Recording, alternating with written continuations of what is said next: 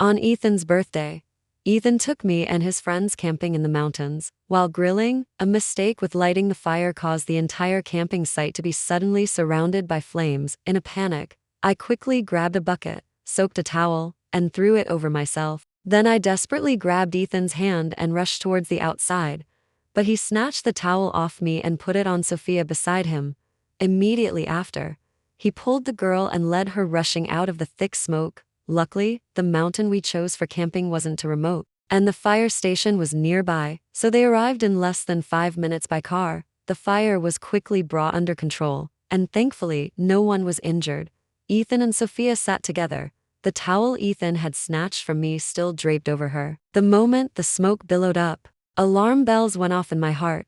I quickly grabbed a bucket to wet a towel and threw it over myself. In the thick smoke, I instinctively grabbed Ethan's hand, wanting to lead him out, but at that moment, he snatched the towel off me and put it on the girl beside him. Immediately after, he pulled the girl and led her rushing out of the thick smoke, without anything to cover me, and the temperature rising rapidly. I quickly bent down, but I was still choking and coughing from the smoke. The smoke grew thicker and thicker, and I gradually lost my sense of direction in it. In the nick of time, a hand reached through the thick smoke, then firmly grabbed mine, pulling me desperately outwards. It wasn't until we burst out of the smoke that I collapsed onto the ground, gasping for air. "Emily, are you okay?" A good-looking guy knelt beside me, handing me a bottle of water and thoughtfully unscrewing the cap for me.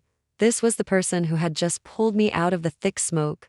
I took his water and thanked him softly. "Thank you so much for earlier." He scratched his head. "It was nothing. As long as you're okay, Emily." I took the water and drank a large gulp, my gaze shifting to the other side. The culprit who started the fire was being severely lectured by the fire captain, nodding and bowing profusely and promising to be careful next time. Once the group saw the firefighters off, everyone finally let out a sigh of relief. The moment I locked eyes with Sophia, she smiled at me, then stood up and walked towards me under everyone's gaze. She came up to me, gently took off the towel she was wearing and handed it to me, covering her mouth and giggling softly. "This is yours, isn't it? Thank you so much for earlier. Don't blame Ethan either. He was just too anxious. I'm really sorry." Although Sophia spoke words of thanks and apology, her eyes were full of undeniable provocation. Ethan was taken aback, only then recalling what had just happened. I took the towel and immediately threw it in the trash can. "Emily, what do you mean by that?" Ethan walked over to Sophia's side, frowning and scolding me. "Emily, don't be so petty, okay? Sophia is a model. If she gets any scars, it'll affect her career." Ethan's buddies heard our conversation and remembered the scene of Ethan rushing out of the thick smoke with Sophia. They immediately understood most of it and tried to laugh it off. Yeah, don't be mad, Emily. Ethan didn't mean it. It was just impulse. Let me be fair here. Emily, you've been with Ethan for over 2 years. You know what he's like. He's just too kind, right? Just too kind. The guys chimed in, one after another, making it sound like I was the one being unreasonable. Seeing me stay silent, a few of them breathed a sigh of relief and chuckled awkwardly, pushing me aside again. "Emily, don't be mad. Go hang out for a bit. We'll call you over when the meat skewers are grilled." Ethan just stood there, watching me silently. The moment our eyes met, he looked away. I sat on the swing, watching them gathered together, talking and laughing in the distance. It left a bitter taste in my mouth. In that moment, I truly felt like I was the outsider. In college, Ethan was the club president of the adventure club. According to him, there weren't many people in their club, but they were all very close. Every year they would use the funding the school provided to go on a trip. They had hiked mountains, seen the ocean, and done many things you're supposed to do in your youth, even after college graduation. They promised to get together every year and go camping once in a new place. I'm someone who likes quiet. I've never been enthusiastic about activities with a lot of people, but Ethan kept pestering me, saying his buddies wanted to meet Emily. After much coaxing and pleading, I finally relented and agreed to go camping with him. Before we left, I knew there was another girl coming, and I had a strong impression of her. Ethan had mentioned this girl to me more than once before, but each time he brought her up, there was a subtle shift in his expression. When I asked him about it, he was upfront with me. He told me the girl's name was Sophia, and she was a girl he used to pursue. Unfortunately, it ended with regret. I've always been understanding of youthful crushes like that, so at the time, I didn't mind. After all, it's normal for people to have a part of their youth that belongs solely to them. Besides, I trusted Ethan deeply. I always thought he was someone with good judgment. But reality slapped me hard. To say it didn't hurt would be a lie. I looked up at Ethan. Ethan was sitting among the others, chatting animatedly with them while holding grilling gloves and skewers, threading meat onto the skewers piece by piece. Completely oblivious to my gaze, Sophia was also sitting among the group, occasionally covering her mouth and giggling. The scene was perfectly harmonious. I sat on the swing, lost in thought, swinging alone. Suddenly the swing dipped as someone sat down beside me. I turned my head to look at him, and he smiled at me.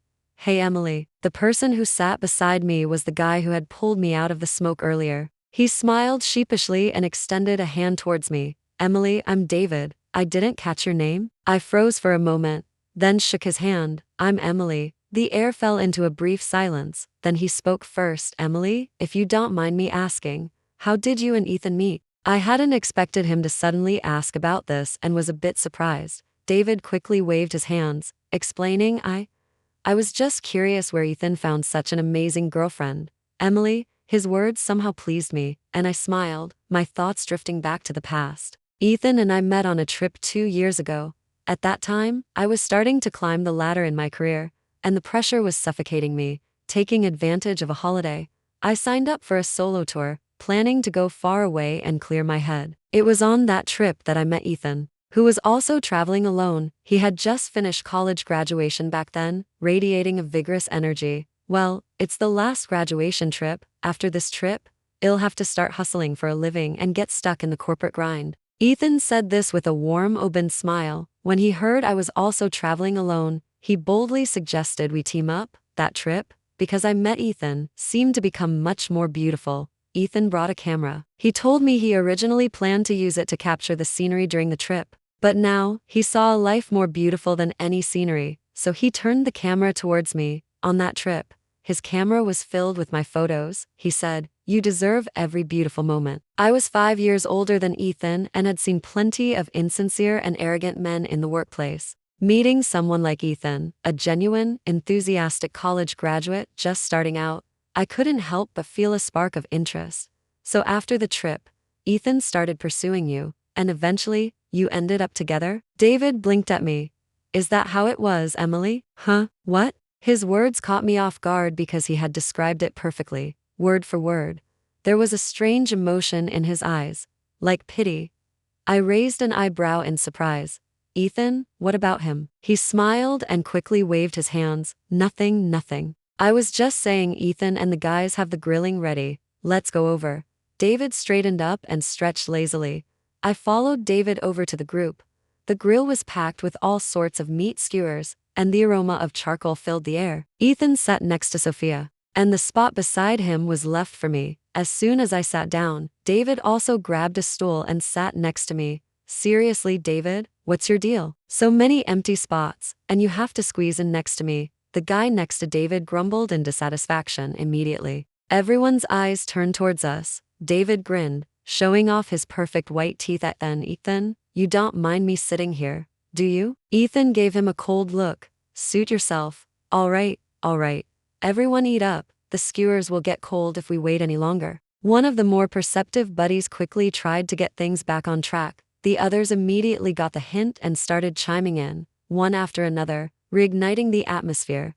Ethan took a fresh small meat skewer from the grill, sprinkled on chili and scallions, and handed it to Sophia. Sophia smiled and waved her hand, refusing. "Ethan, I don't eat scallions. Did you forget?" Ethan laughed and slapped his forehead. "Look at my memory, forgetting something so important. Wait here. I'll grill you another one." With that, he casually threw the skewer covered in scallions onto my plate. I was busy picking at my food when a meat skewer covered in chili suddenly appeared on my plate. My eyebrows immediately furrowed. "Ethan, I don't eat chili." Ethan froze for a moment. Sophia raised an eyebrow and teased. "Ethan, how could you forget that your own girlfriend doesn't eat chili? You're so careless." Hearing Sophia's teasing, Ethan's smile stiffened, as if his pride was hurt. He deliberately raised his voice at me. "If you don't eat chili, just rinse it off with water, can't you? If you wash the chili off, you can still eat it, right?" As soon as he said this, He drew everyone's attention again. I was instantly annoyed and was about to snap at him when David reached out and took the skewer covered in chili powder from my plate. I love chili. Emily, you don't mind if I take the skewer, do you? David said, winking at me. Before I could even speak, Ethan snatched the skewer back from his hand, forcing a smile. David, if you want a skewer with chili, you can grill one yourself instead of trying to take my girlfriend's food immediately. The others looked at David with a hint of amusement. David shrugged, unfazed, and shot back. Ethan, I think you're losing your memory. You clearly forgot Emily's preferences and gave her a skewer she can't eat. I was just trying to help her out. And now you're saying I was trying to take Emily's food? David said, grabbing a handful of grilled meat skewers, sprinkling on cumin, and putting them all on my plate before flashing me a smile. Emily, please don't mind. It was just a misunderstanding. I apologize. Please don't be mad at me. Even the most clueless person could tell what was going on from his words. Ethan was so angry at this guy, his fists were clenched. I smiled, understanding implicitly. Why would I? You helped me out.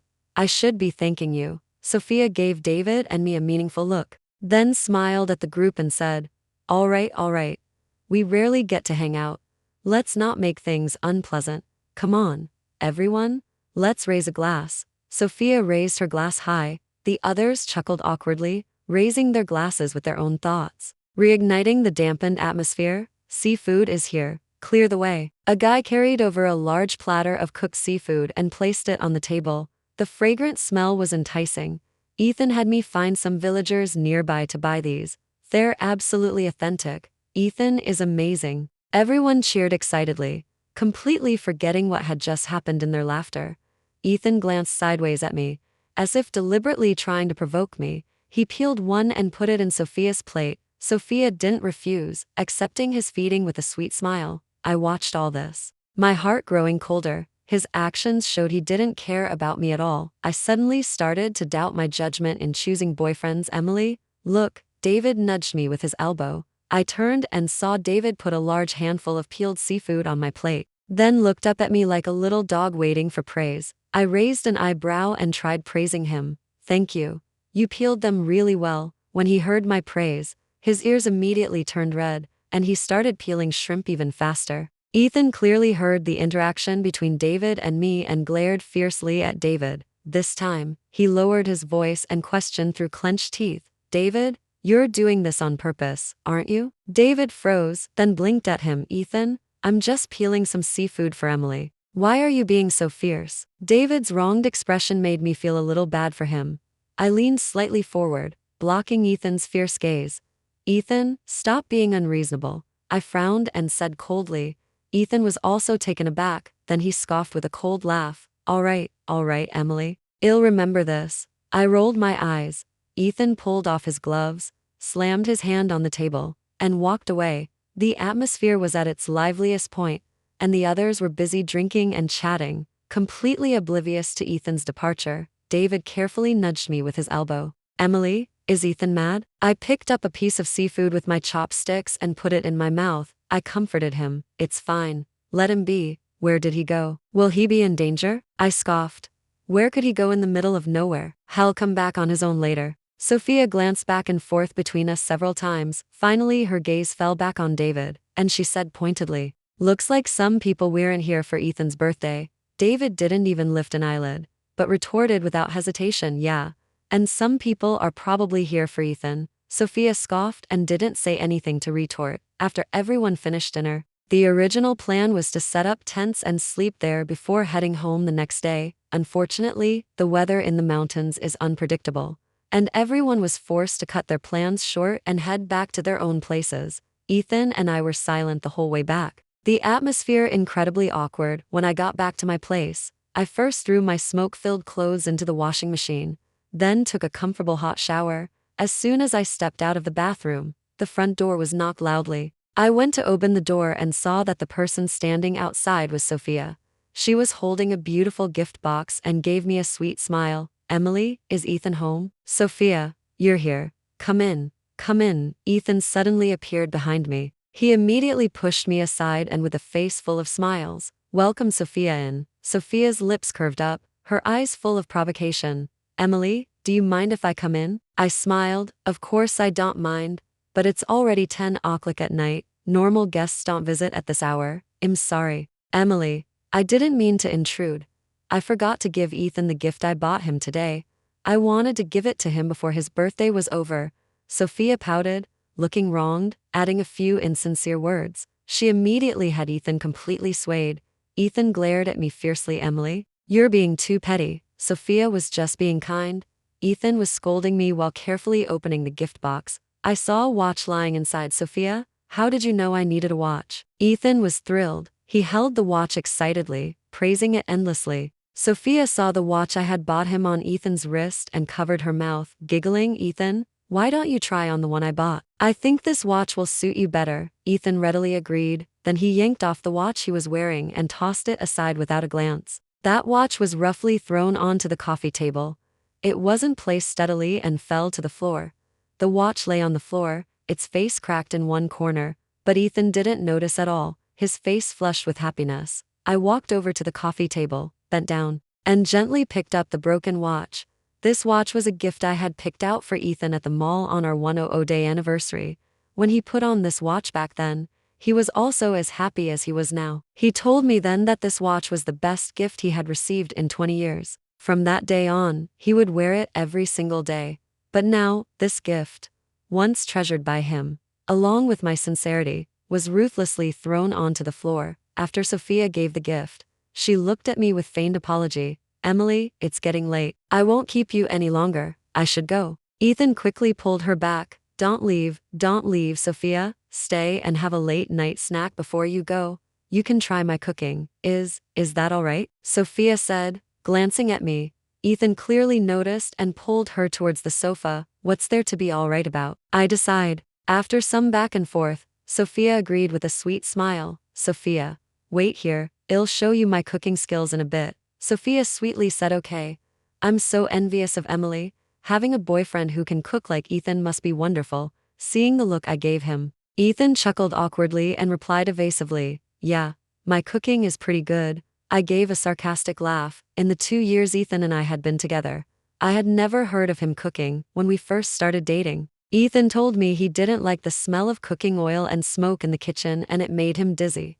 Even though it was a flimsy excuse, I didn't call him out on it. So during our relationship, cooking fell to me. Ethan went into the kitchen. In the living room, only Sophia and I were left. Sophia smiled at me and started a conversation. "Sorry, I accidentally overheard your conversation with David when I was getting a drink earlier. Did you meet on a trip?" I was a bit confused by her sudden question but nodded. "Yes, why?" Sophia smiled again, seemingly reminiscing. "Actually, the year we graduated, Ethan invited me on a trip too. Unfortunately, I refused." Then she looked at me.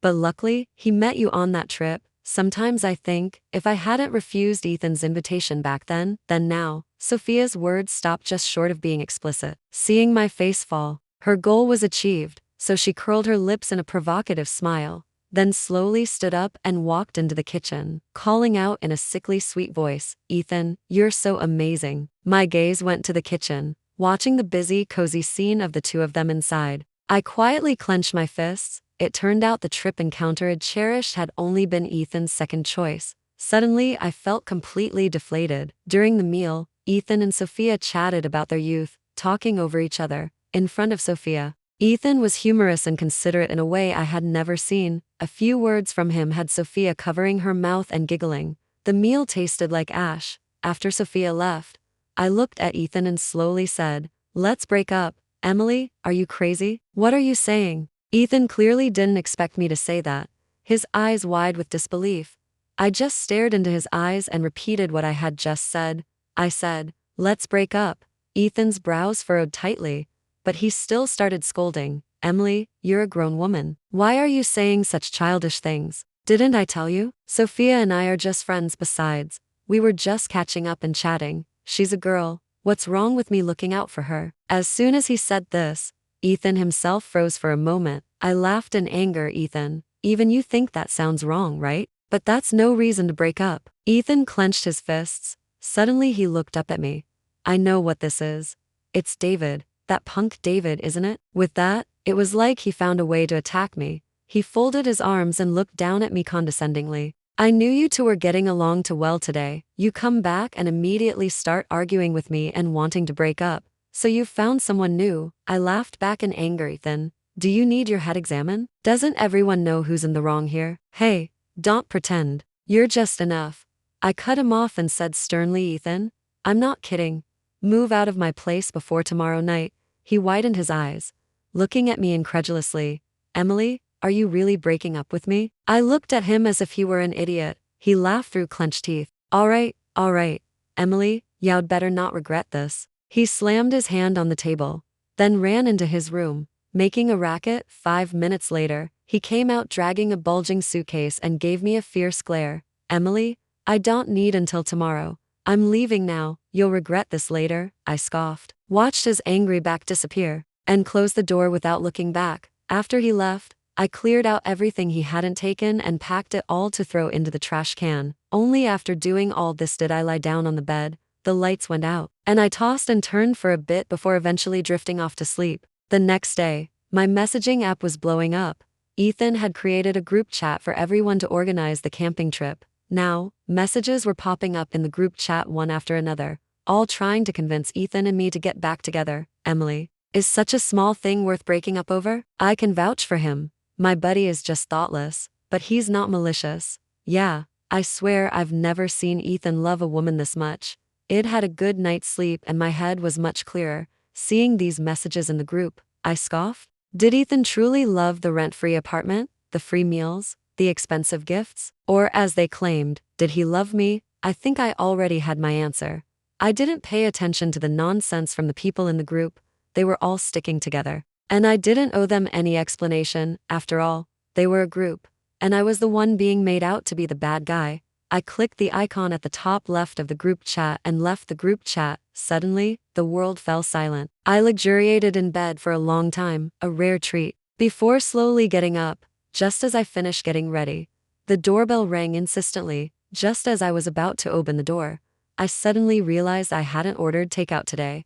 And at that moment, the person outside whistled. Emily, it's me, David. As soon as I opened the door, David waved the insulated container in his hand at me. Emily, I accidentally made too much food today. Can you help me eat some? I looked him up and down. He was dressed neatly, his hair styled perfectly, and he was even wearing a hint of cologne. He didn't look like he was just passing by. I didn't call him out on his little scheme. I reached out and took the container from his hand, then politely asked, since you're here, why don't you come in for some tea? David scratched his head. No, it's too much trouble. My place isn't far. I'll just head back. I raised an eyebrow in surprise. Not far. How long does it take to drive? He gave an embarrassed smile. Just about 40 minutes. His sincerity choked me up a bit. Why don't you eat too? No, I'll get going. Before I could finish, David's ears turned red, and he scurried away. To be honest, David's cooking was indeed good. Soon, the container was empty. I comfortably lay on the sofa and sent him a few words of praise. He replied almost instantly. Even through the screen, I could imagine him looking proud and smug after being praised. Every holiday after that, David would drive 40 minutes to bring me food. I even told him I had ordered takeout and he didn't need to trouble himself. But he always managed to get the food to me faster than takeout. David was indeed very attentive in some ways. He strictly followed my taste preferences. He even remembered food I mentioned casually one day and clearly remembered it, then made it that weekend and delivered it to my door. I chuckled, teasing him. You're pursuing me like this? I'm starting to wonder if you like me. He rubbed his reddening earlobes and tried to justify himself. I just can't get the portion sizes right when I cook, so I brought the extra to you. Emily, he sounded less and less convincing. This went on for about 2 months. One day, David suddenly told me some major news. Ethan and Sophia, his one that got away, broke up. I had been feeling sleepy, but when I saw that message, I immediately became interested. So I immediately called David. How did they break up? David chuckled. Through his description, I learned the whole story. It turned out the day after Ethan and I broke up, he began pursuing Sophia intensely again, ordering her takeout and buying her gifts every day. He spent tens of thousands in less than 2 months. Ethan thought the time was right, so he planned a romantic proposal and invited all his friends to witness their love. But on the night of the proposal, Sophia rejected Ethan again. I munched on melon seeds and asked David, why did she reject him again? Didn't she like Ethan? David chuckled. Emily, you're too naive. Sophia played him like a fiddle. She just enjoys being pursued. Sophia didn't love anyone but herself. I let out a long "oh," David quickly explained. I'm not close to Sophia. It's just that I happened to major in psychology in college. So when I see someone's behavior, I instinctively try to figure out what's going on in their head. Oh yeah, I chuckled, teasing.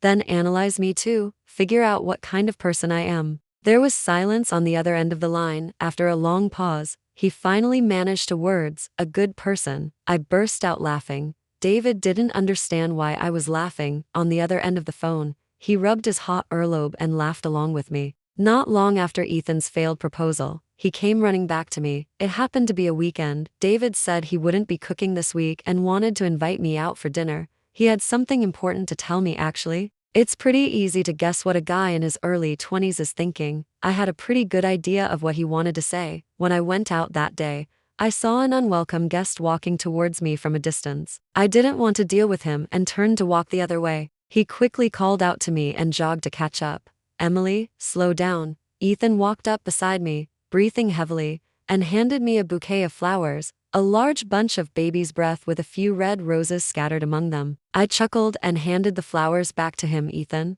your taste is as bad as ever. Ethan looked at me awkwardly. Emily, it's not going to happen. Please go back. I gave him a cold look and walked away quickly. He chased after me, unwilling to give up. I realize now what I truly feel. I love you, Emily.